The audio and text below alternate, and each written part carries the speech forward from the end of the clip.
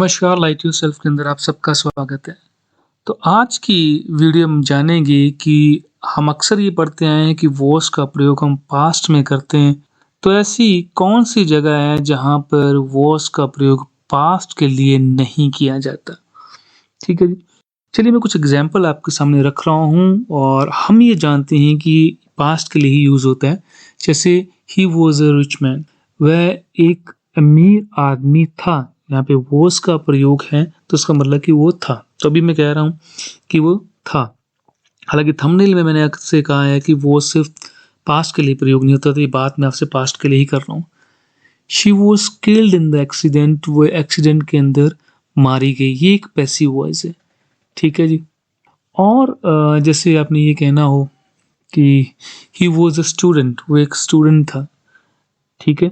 तो वॉस का हम प्रयोग किस लिए कर रहे हैं?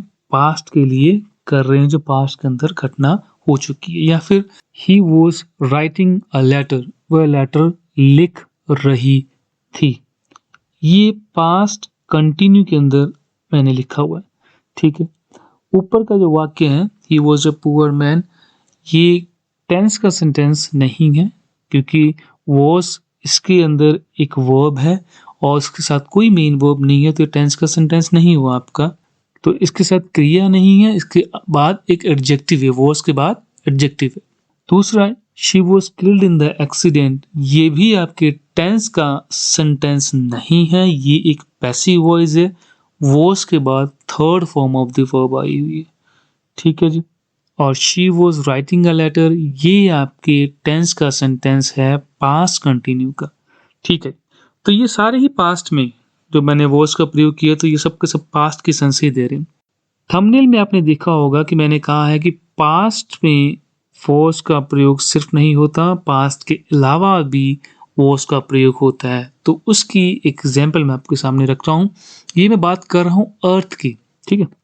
और यहाँ पे मैं ये कहना चाह रहा हूँ कि अगर अर्थ के करीब सन होता, थोड़ा करीब होता, तो क्या हाल होता, और अगर दूर होता तो क्या हाल होता। तो इंग्लिश में इसे हम कैसे कहेंगे, ये देखिए। If it was closer to the sun, any life present would get burn from too much heat of the sun. If it was further from the sun, life would freeze because of lack of heat. ये लीजिए, ये मैंने आपको sentence लिख दिया। अब आप इसे देखें, मैं यहाँ पे कह रहा हूँ if it was closer to the sun, कि अगर ये सन के क्लोज होती, तो क्लोज तो है नहीं है, ये एक हाइपोथेटिक, जब हम कंडीशंस लेते हैं तब हम पास्ट का प्रयोग करते हैं, लेकिन सेंस पास्ट की नहीं निकल रही। ठीक है जी। यहाँ पे क्या रखा है, if it was closer to the sun, अगर ये क्लोज होती सन के, तो जो लाइफ प्रेजेंट होती वो मर जाती बहुत सारी हीट के कारण। और अगर ये दूर होती, if it was further from the sun, तो लाइफ क्या हो जाती, फ्रीज होते ही जम जाती ठंड के कारण, क्योंकि लैक ऑफ हीट वहां पे पहुंचती नहीं। मैं ये चाहता हूँ कि आप इस बात को अंडरस्टैंड करने की कोशिश करें कि वॉज का प्रयोग होने के बावजूद भी सेंटेंस पास्ट के अंदर नहीं है। ये आपको कंडीशनल सेंटेंसेस के अंदर मिलेगा, जहां पे हम इफ लगाते, अगर ऐसा होता, हुआ नहीं है नहीं है, अगर ऐसा होता तब हम वॉज का प्रयोग करते हैं। एक सेंटेंस और ले रहा हूँ।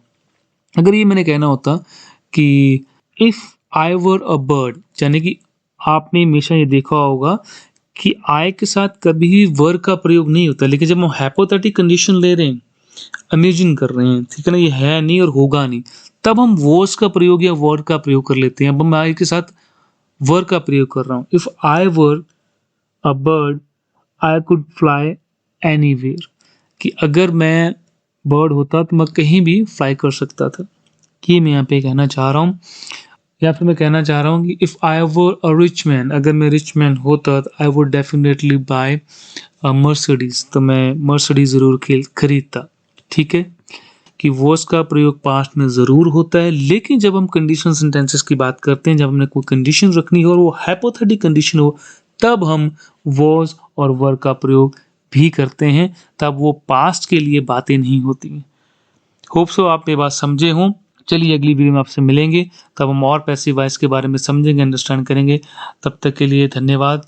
आप अपना ख्याल रखें, अपने परिवार का ख्याल रखें, वृक्ष लगाएं, पर्यावरण बचाएं। Thank you very much.